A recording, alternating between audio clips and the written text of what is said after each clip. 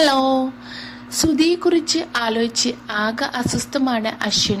വണ്ടിയിൽ നിന്നിറങ്ങി മഴ നനഞ്ഞ് അശ്വിൻ ചിന്തിക്കുന്നുണ്ട്, ഞാൻ എന്തിനാ അവളെക്കുറിച്ച് ആലോചിച്ച് അസ്വസ്ഥമാവുന്നത്? അവളോട് ഈ ചെയ്യുന്നതൊന്നും ശരിയല്ലേ എന്നൊക്കെ ആലോചിച്ച് അശ്വിൻ വീണ്ടും പറയുന്നുണ്ട്. അശ്വിൻ എന്നും അശ്വിൻ സായിറാമാണ്. അശ്വിന് ശരിയുള്ളതെല്ലാം അശ്വിന് ചെയ്യാം എന്നൊക്കെ ഇങ്ങനെ അശ്വിൻ വീണ്ടും ചിന്തിക്കുന്നുണ്ട്. പിന്നീട് കാണിക്കുന്നത് ആകാശിന്റെ കൂടെ വണ്ടിയിൽ പോകുന്ന സുധിയെയാണ്.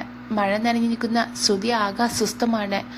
അങ്ങനെ ആകാശ് ചോദിക്കുന്നുണ്ട്, സുധിയെ വീട്ടുകാരെല്ലാവരും അന്വേഷിക്കുന്നുണ്ടാവില്ലേ എന്നൊക്കെ പറയുമ്പോൾ സുധി പറയുന്നുണ്ട്, ഉണ്ട് ചേച്ചി ആകെ പേടിച്ചിരിക്കുകയായിരിക്കും. ഇന്ന് ചേച്ചിയുടെ പിറന്നാളാണ്, എനിക്ക് എത്താൻ പറ്റിയില്ല. സാറിനറിയാലോ അവിടെ ഉണ്ടായ കാര്യങ്ങളെല്ലാം. ആ കടലമുട്ടായി കാരണം എന്തൊക്കെ പറയുമ്പോൾ ആകാശ് ചോദിക്കുന്നുണ്ട്, കടലമുട്ടായിയോ? അങ്ങനെ ആ ചമ്മി സുധി പറയുന്നുണ്ട്, ആ കാണ്ടാമൃഗം എന്തു മനുഷ്യനാണ് അയാള്? ഒരു മനുഷ്യപ്പറ്റില്ലാത്ത അയാള് ഒരു കാണ്ടാമൃഗം തന്നെ എന്നൊക്കെ ഇങ്ങനെ പറയുമ്പോൾ ആകാശ് ചിരിക്കുന്നുണ്ട്. സുധി അറിയുന്നില്ല ആകാശിന്റെ ഏട്ടനാണ് അശ്വിൻ എന്ന്. സുധി പറയുന്നുണ്ട്, സാർ എന്തു നല്ല മനുഷ്യനാണ്, അയാൾ എന്തൊക്കെയാ കാട്ടിക്കൂട്ടുന്നത്, എന്ത് വൃത്തികെട്ട സ്വഭാവമാണ് എന്നൊക്കെ ഇങ്ങനെ സുധി പറയുമ്പോൾ ഡ്രൈവർ പറയാൻ നിൽക്കുമ്പോൾ ആകാശ് പറയാൻ സമ്മതിക്കുന്നില്ല.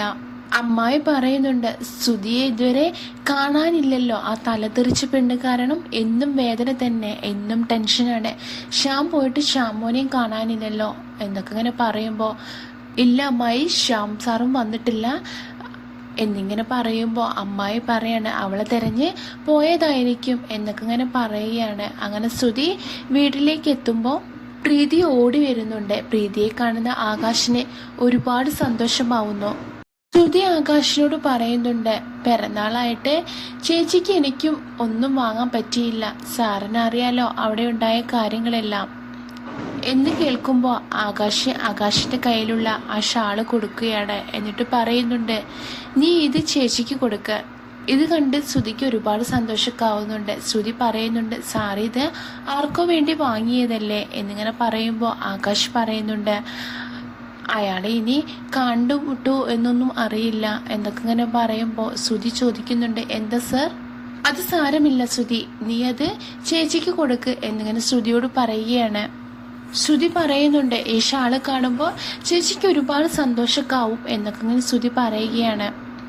നീ കാണുന്ന പ്രീതി പറയുന്നുണ്ട്, ശ്രുതി വേഗം വാ, നീ എന്തെടുക്കുക അവിടെ എന്നൊക്കെ ചോദിക്കുമ്പോൾ ആകാശ് ശ്രുതിയെ കണ്ടിട്ട് ഒരുപാട് സന്തോഷമൊക്കെ ആവുകയാണ്. ശ്രുതി പറയുന്നുണ്ട്, സാർ വീട്ടിലേക്ക് കയറിയ ചേച്ചിയോട് വിഷ് ചെയ്യാം എന്നൊക്കെ ഇങ്ങനെ പറയുമ്പോൾ ശ്രുതിയോട് പറയുന്നുണ്ട്, ഇല്ല ശ്രുതി, ഞാൻ പോവുകയാണ് എന്നിങ്ങനെ പറയുകയാണ്. അങ്ങനെ ശ്രുതിയെ പ്രീതി വിളിച്ച് ശ്രുതി ഓടി ചെല്ലുകയാണ്. അങ്ങനെ ആകാശ് പറയുന്നുണ്ട്, ഹാപ്പി ബർത്ത്ഡേ പ്രീതി എന്നൊക്കെ ഒരുപാട് സന്തോഷത്തോടെ പറയുന്നുണ്ട്. പെട്ടെന്നാണ് ശ്യാം ആ കാറ് കാണുന്നത്. ശ്യാം പറയുന്നുണ്ട്, ഈ വണ്ടി ഞാൻ എവിടെയോ കണ്ടിട്ടുണ്ടല്ലോ എന്നൊക്കെ ഇങ്ങനെ ഓർക്കുകയാണ്. ആകാശ് തിരിച്ച് വീട്ടിലേക്ക് പോകുന്ന കണ്ട് ശ്രുതി പറയുന്നുണ്ട്, അയ്യോ ആകാശ് സാർ പോയല്ലോ എന്നൊക്കെ ഇങ്ങനെ പറയുമ്പോൾ പ്രീതി ചോദിക്കുകയാണ്, എന്താ മോളെ, എന്താ നീ വൈകിയേ എന്നൊക്കെ ചോദിക്കുമ്പോൾ ശ്രുതി പറയുന്നുണ്ട്, അതൊന്നും പറയണ്ട ചേച്ചി, പറഞ്ഞാ ഇന്നത്തെ ദിവസം നമ്മളത് പോവും എന്നൊക്കെ ഇങ്ങനെ പറഞ്ഞ്, നീ ആകെ നനഞ്ഞിട്ടുണ്ടല്ലോ എന്നൊക്കെ ഇങ്ങനെ പ്രീതി ചോദിക്കുമ്പോഴാണ് ശ്യാം അങ്ങോട്ടേക്ക് വരുന്നത്. ശ്യാം ചോദിക്കുന്നുണ്ട്, എന്തു പറ്റി ശ്രുതി, ഇന്ന് എന്ത് വൈകിയേ എന്നൊക്കെ ഇങ്ങനെ ചോദിക്കുമ്പോൾ ശ്രുതി പറയുന്നുണ്ട്, ഓഫീസില് ഞാൻ ആകെ പെട്ടുപോയി സർ എന്നൊക്കെ തന്നെ ശ്യാമിനോട് പറയുന്നുണ്ട്.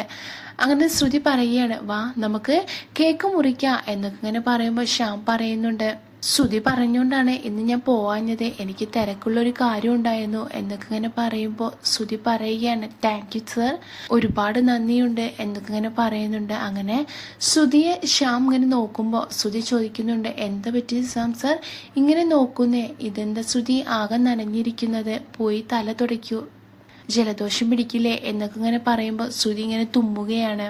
അങ്ങനെ ശ്രുതി അകത്തേക്ക് പോകുന്നുണ്ട്. ഇത് കണ്ടിട്ട് ശ്യാം ഇങ്ങനെ ആലോചിച്ച് നിൽക്കുന്നുണ്ട്. ഡ്രസ്സെല്ലാം മാറി ശ്രുതി പ്രീതിയുടെ കേക്കൊക്കെ മുറിക്കുകയാണ്.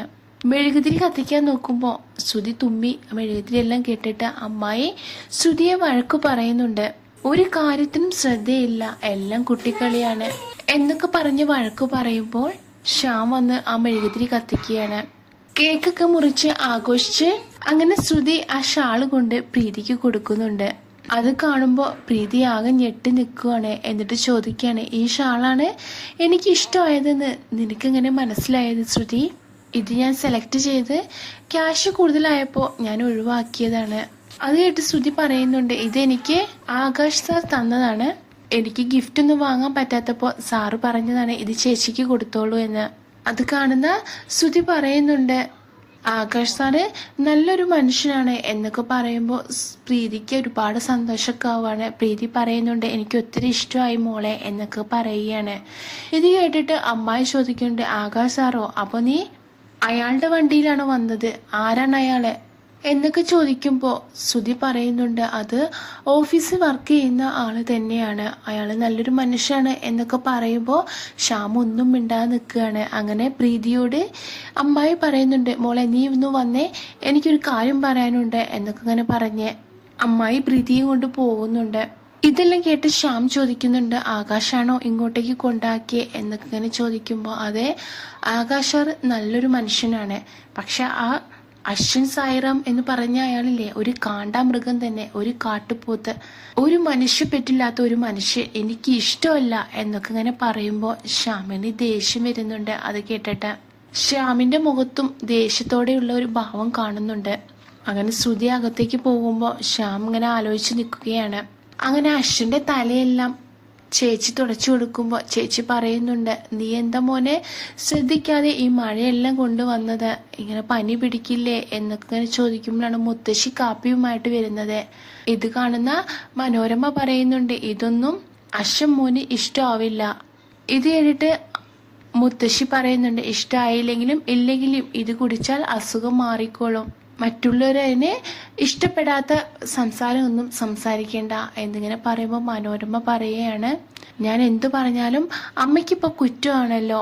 ഓ, ആ ചേച്ചിയെ പറഞ്ഞ് ദേഷ്യപ്പിടിപ്പിച്ചുകൊണ്ടായിരിക്കും അല്ലേ എന്നൊക്കെ ചോദിക്കുമ്പോൾ മുത്തശ്ശി പറയുന്നുണ്ട്, അതെ, വീട്ടിൽ വന്നവരോട് അപമര്യാദയായി പെരുമാറാൻ പാടില്ല എന്നൊക്കെ ഇങ്ങനെ പറയുമ്പോൾ അശ്വിൻ ചോദിക്കുന്നുണ്ട്, എന്താ ഇവിടെ ഉണ്ടായത്?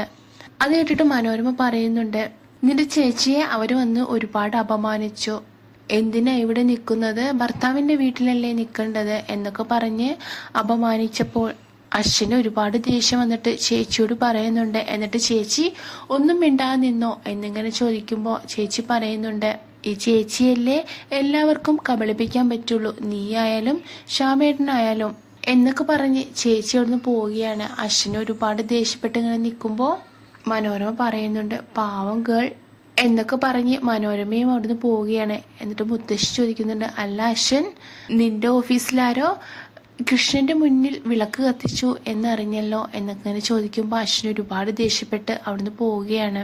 അശ്വിൻ ചെന്ന് ലാവണ്യോട് പറയുന്നുണ്ട്, ആ ശ്രുതിയുടെ നമ്പർ ഒന്ന് എനിക്ക് സെൻഡ് ചെയ്യൂ എന്നിങ്ങനെ പറയുമ്പോൾ ലാവണ്യ ചോദിക്കുന്നു, അല്ല അശ്വിൻ, നിനക്ക് എന്തിനാ ഇപ്പൊ ഈ പാതിരാത്രി അവളുടെ നമ്പർ എന്തു പറ്റുമോനെ എന്നൊക്കെ ഇങ്ങനെ ചോദിക്കുകയാണ്. അത് കേട്ടിട്ട് അശ്വൻ പറയുന്നുണ്ട്, നിന്നോട് ഞാൻ നമ്പർ സെൻഡ് ചെയ്യാനല്ലേ പറഞ്ഞ്, അത് ചെയ്താൽ മതി എന്നൊക്കെ ഇങ്ങനെ പറഞ്ഞ് ലാവണ്യ സെൻഡ് ചെയ്യുകയാണ്.